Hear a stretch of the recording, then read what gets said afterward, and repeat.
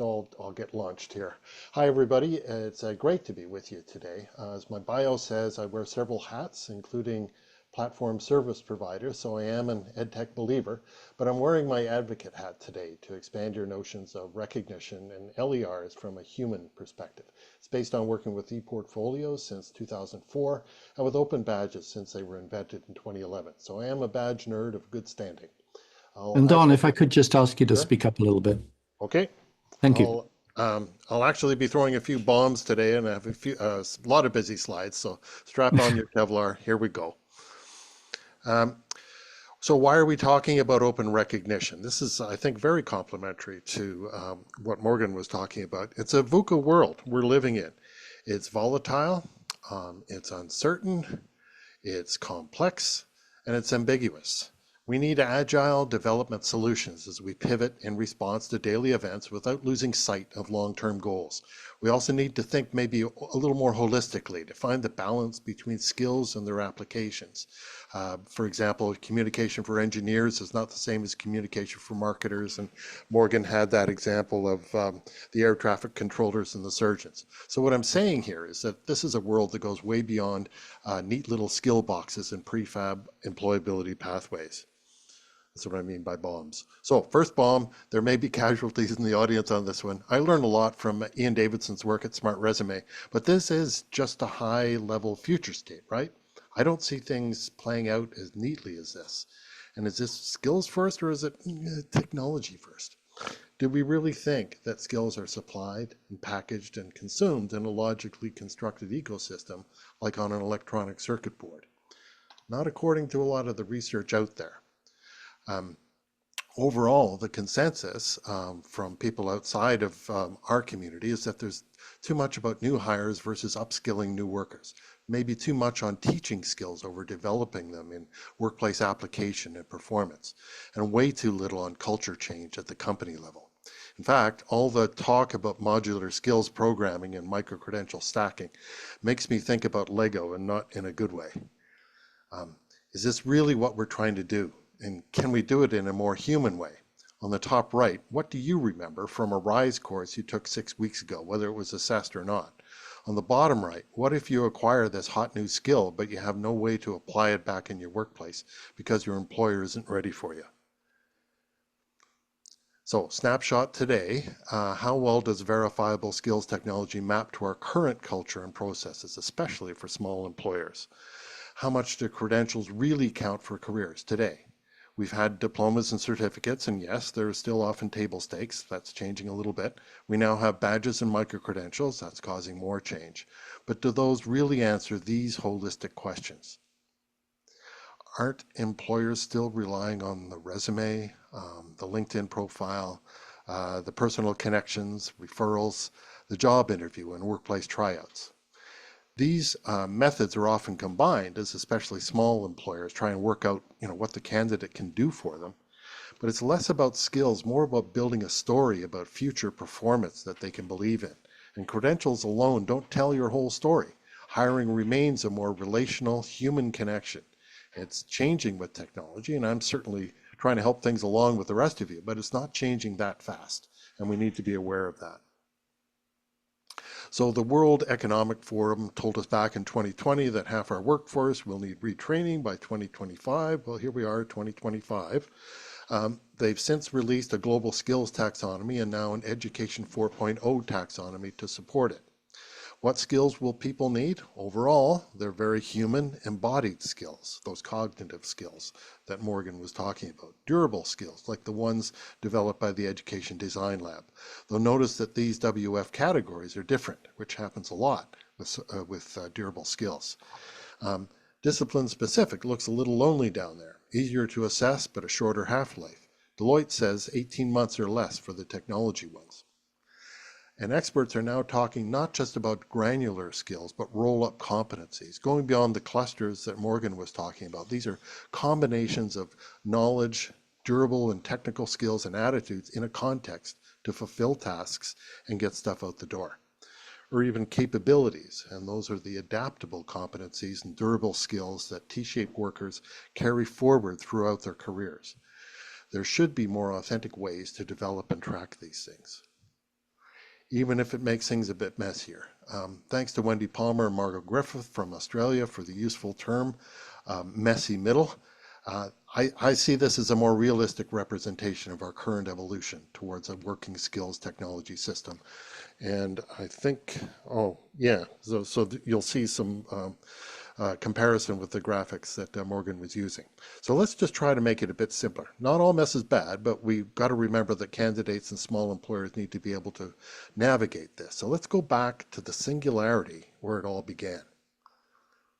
I drank the Mozilla Kool-Aid back in 2011. I'd been working with ePortfolios since 2003 as a way of showing what you know and can do from life experience.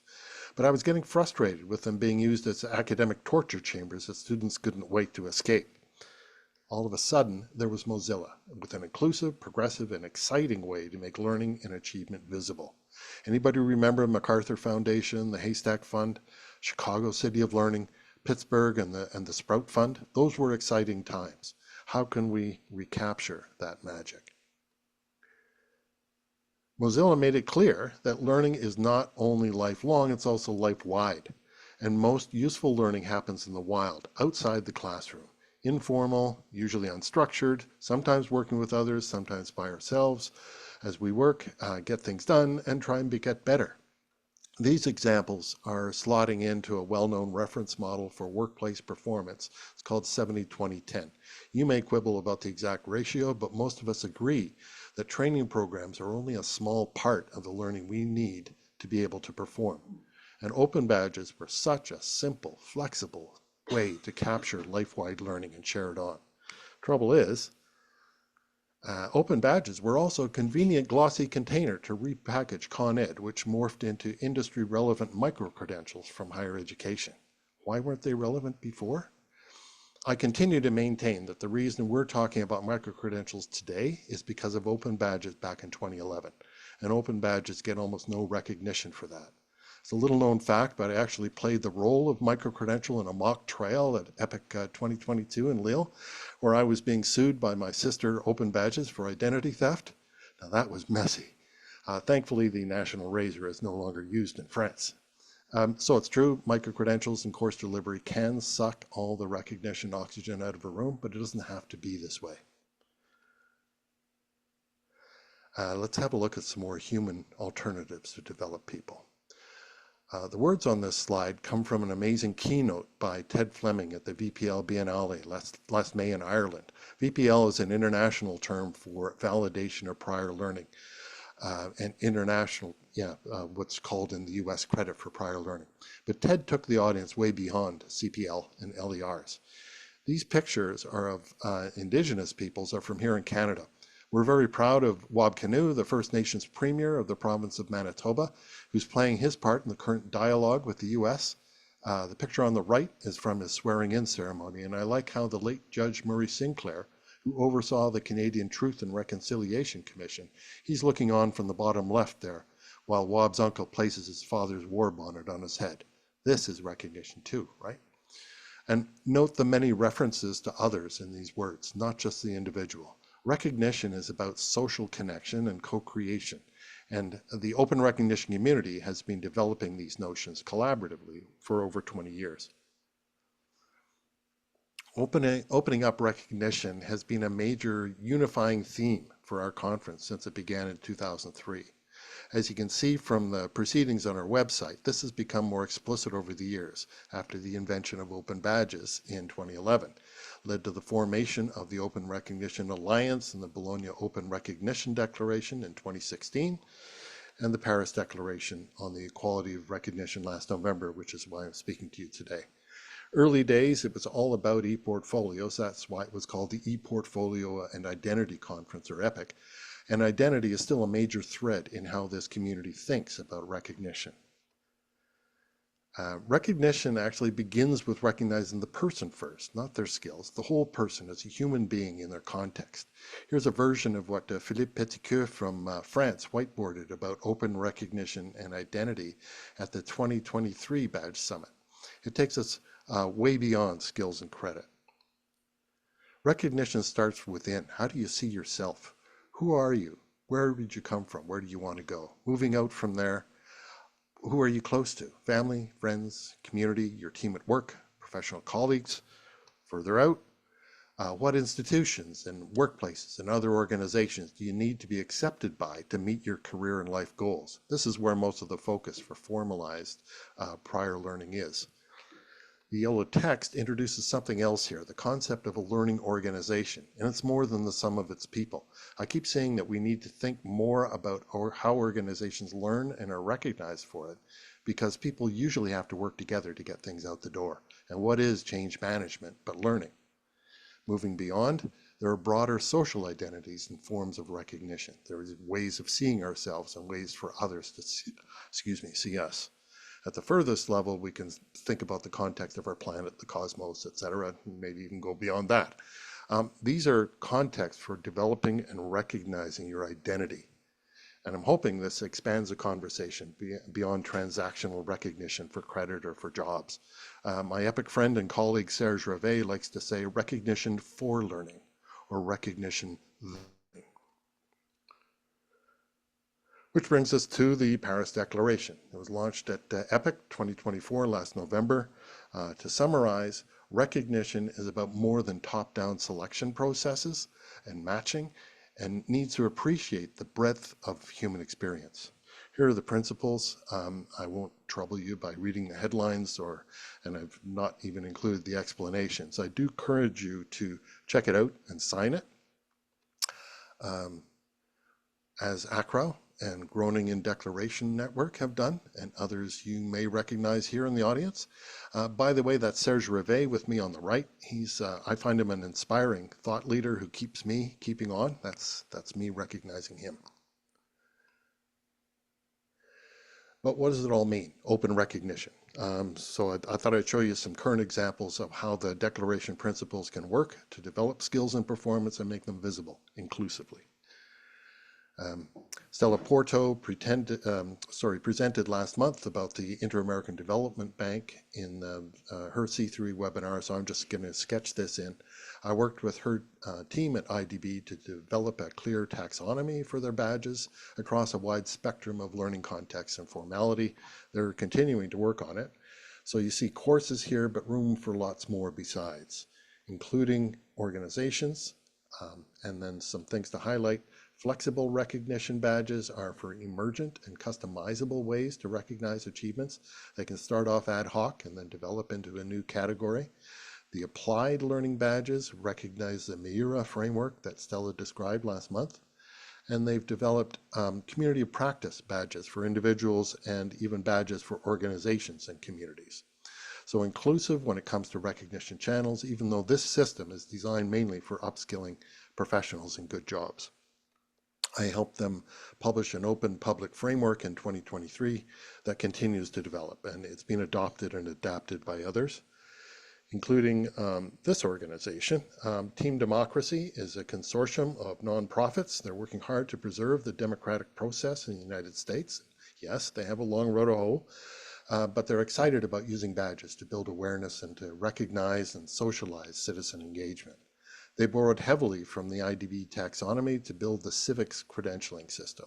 And this continues to be adjusted, so details will change, but some of these badges are certifications that are required for election workers. Some are for knowledge, some are for performance, and there's a whole subset for organizations. This is my current favorite. It's Reuniting America by Fostering Trust, or RAFT. Team Democracy was actually founded by a Democrat and a Republican who met decades ago whitewater rafting. So for this initiative, they decided to pack Republicans, Democrats, and independents into rafts for river journeys where they all have to pull together and then track the impact of that. It's pretty popular and it's featured a few times on television. These are badging journeys. And I mocked up here how that could be done as a personalized narrative for participants, sort of a takeaway mini documentary of your experience.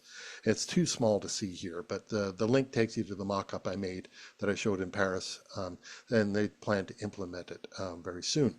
It's not a micro-credential, but it's pretty experiential and authentic, and it's potentially transformative, not to mention maybe immersive. France, in particular, has really embraced open recognition in many ways. TEMTA or TANTA is a network of skills assessment centers across the country.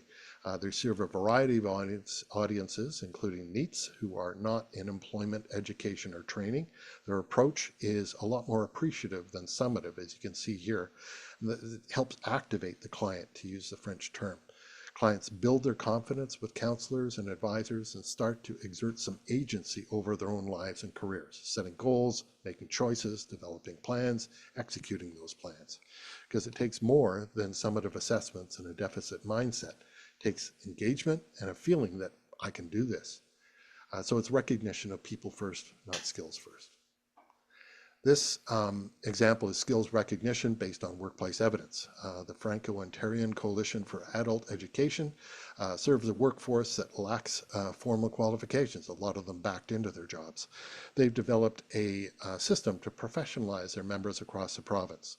First, they created a competency framework collaboratively within the community. Then they set it up for recognition. Individuals can now target any competency in their role at any one of 3 levels. They develop an evidence package for that competency with documentation and reflections that support the typical tasks at that level. A colleague provides a peer endorsement as confirmation, and a qualified member of the network evaluates and recommends awarding the badge or not. So not courses, but reflection on professional practice.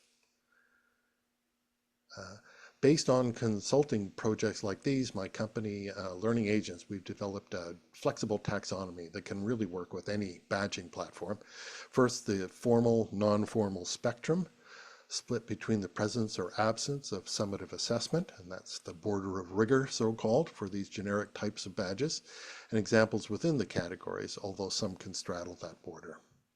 So I'll just show you the examples here. We provide this taxonomy as a guide for developing content for the different kinds of badges. It's quite adaptable and certainly not the only one out there. But no matter what your framework, it's all about the transparency, being clear about what you're claiming as an issuer and then supporting your claim with appropriate evidence. And you can use the same concepts, of course, to recognize organizations. Apologies, I'm an old guy. I've seen broadcast news at least once too often.